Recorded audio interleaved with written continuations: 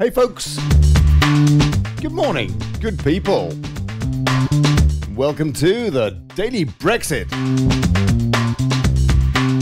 Reporting from Euro Disneyland for Infowars.com, I'm Olly Connelly. Thanks for turning up. And now, the resistance. It's been over 2 years since the British people voted for Brexit. It's clear the British government is not going to deliver the will of the people, nor ever was, and despite having voted to give the decision directly to the people. So what will it take for the British people to regain their sovereignty, or is it even possible? With me is Richard Inman from the UK Freedom Movement, a non-political union of political minds, bringing together the likes of UKIP and Tommy Robinson camps under a common cause umbrella in a fight for national identity. Richard Inman, thank you very much indeed for popping in, sir. Good morning again, Ollie. How are you? Thank you very, very well indeed. Good to have you back on the show. First of all, would you tell me, please, is that a fair description that I gave your new movement? Yeah, I mean, the UK Freedom Movement, basically we've got three freedoms, or three principles that we're promoting. The first one is freedom from the EU. The second one is freedom of speech, and the third one is freedom to be British. So they're very, very broad principles. In fact, anybody from a Bennite Labour supporter through to a far right, as we're classed, UKIP, should be able to coalesce around those issues, or anybody with a bit of a brain should be able to, because really that's what being British is about, isn't it? Freedom from the EU, self-determination, freedom of speech, being able to tell people what we think, and of course freedom to be British. I mean, it's great to be British, isn't it, Ollie? Isn't it a fantastic thing to be British? It is a beautiful thing. It is a beautiful thing. And culture is extremely important, wherever you come from, I guess. But we are being denied it, are we not? I mean, you tell me, for example, if you're putting Brexit first, where are we today with May advising people who wanted to carry out the will of the British people, or so they say, to accept a soft Brexit? Well, a soft Brexit is, I mean, let's get the terms right. A soft Brexit is remaining in the EU with absolutely no say or power to change anything within the EU. So it's actually a worse position than we were in before we voted to leave. Mm-hmm. So to say it's a betrayal is an understatement. I mean, it's a complete capitulation and surrender. In fact, Theresa the Appeaser is probably the worst Prime Minister we've had since Neville Chamberlain. So, to say, I think that the words soft and hard Brexit have got to go, and we've got to say we're either leaving the European Union or we're not. And leaving the European Union obviously means all things, leaving the custom union, etc., etc., etc. And that's what leaving means to the plebs like me that actually really knew what we were doing when we voted to leave. Do you know what I mean, Ollie? Mm-hmm. Yes, absolutely. And okay, so let me ask you then, what is the point of having yet another movement?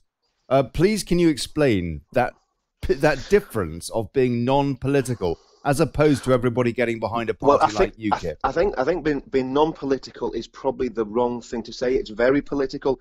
It's non-party political. Right. So in other words, I'm a member of UKIP. I support UKIP. I support Gerard Batten 100%.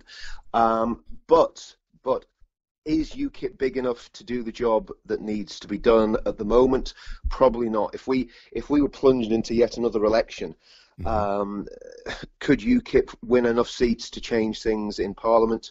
Well, that's the question we've got to ask. So we've got to organise on slightly different levels as well, and that's what we're trying to do with the UK Freedom Movement. So it is political, but it's not party political. It has to be said that UKIP may not do too well at the next election, if given its trajectory of the years where they've had one or two leaders that just haven't been too good. The trajectory seems to be picking up with this new leader, but it may be a bit early for the next election when the Brexiteers are getting a bit desperate. But we don't need that many seats, do we, to hold the government to account? No. As well. I mean, there's a lot of these Remainers who are in Leave constituencies who have tiny majorities. Yes. Maybe 300 to 1,000. Yes. It doesn't take too much of a push to unseat those people. And I think there's 22 22 Remainers who are in Leave constituencies, and some of those constituencies voted to Leave by a very, very big margin. So if I was any political party that was campaigning on a Leave ticket, I would be going after them tooth and nail. And what I would like to see, and I mean, I don't know if it's possible, but I'd like to see a coming together of everybody who really wants to leave and saying, well, let's target these people, whether we're UKIP, whether we're, I mean, dare I say, are there any Leave Tories? I don't know. Are there any Leave Labour politicians? I think there are a couple. And we need to come together and actually get rid of the Remainiacs out of all those marginal seats that they shouldn't be sitting in, because they're not representing their people. They're actually betraying the will of their own constituents. Absolutely. Anna Soubry is a very good example. Trace majority and a leading remoron, frankly. What are your thoughts on Boris Johnson, on Michael Gove?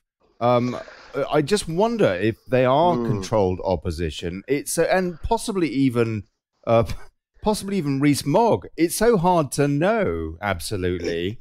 It's very difficult. I mean, actually, the laugh of it is, I mean, again, we've got to be careful talking about controlled opposition, because I was called controlled opposition along with Gerard Batten last week after our Brexit rally in Millbank. So I don't really know how that works. On the 23rd. So we've got to, and I don't even know why I was called that, but it was just that somebody was ranting on Facebook. So we've got to kind of be a bit careful with that. But yeah, I mean, the issue is, do they genuinely believe in Brexit or not? And that's the issue. And of course, with Boris the day before the campaign started, wrote two newspaper articles, one supporting Remain and one supporting Leave, and he said he did it so he could work out exactly which was the right way to go. But who knows where Boris stands? I mean, is it the fact that he's controlled opposition, or is it the fact that he's just completely power hungry and wants to build his political career? It's impossible to tell, really, isn't it, Ollie? Blimey, I tell you, it's so frustrating, isn't it? I want to ask your opinion on the media and media collusion with the EU as well. For example, I'm looking at the New Statesman. I was there on the 23rd, and I was listening to you speak and the other guys and gals, and fantastic. The New Statesman, for example, Paul Mason, not entirely surprising from him, UKIP's turn to the alt-right is a warning sign. We need to fight back. And he really is denigrating everything that anybody that cares about their culture and Brexit, talking about there, denigrating the whole lot as right wing. Isn't that a little bit of an old-fashioned attitude? That really is. It doesn't make any sense now, does it?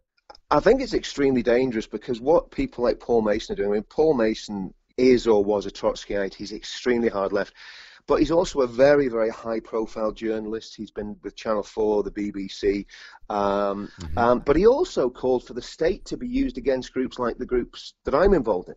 Now, the groups I'm involved in are made up of working-class people. Violence. Exactly. Yeah, he was calling for state violence, to be quite honest with you. If you read what he said, he said the full force of the state should be deployed against us. Yeah. And what does that mean? I mean, that means this is what I believe happened to Tommy Robinson. Tommy Robinson was locked up on a technicality. He's still in prison. He's still in danger. He's locked up for 23 hours a day for his own safety. Solitary confinement is not good for anybody, and for all sorts of reasons. So Mason is really calling for a crackdown on people who have genuine political grievances. And I find that absolutely chilling. And this isn't a guy that's out there and nobody's listening to. This is a guy who's an opinion former, who's been very, very influential in the media. And if that doesn't chill us to the bone, and of course the New Statesman is supposedly a respectable periodical on the left. If anyone that read that wasn't chilled, then they weren't paying attention to what Mason was saying. Because I also don't believe, we talk about controlled opposition, I also don't believe these people say these things in a vacuum. No. I believe they're saying it because they think they can achieve it and they think they can do it. Richard Inman, thank you, sir. Yeah, New Statesman, my goodness. Bilderberg rag, but very, very important. Thank you, sir. Thank you, Richard. Thank you. Okay, Ollie. From the UK Freedom Movement. My word, we need that. You have been watching The Daily Brexit with me, Olly Connelly, for Infowars.com. Here's to us, and bugger plutocracy.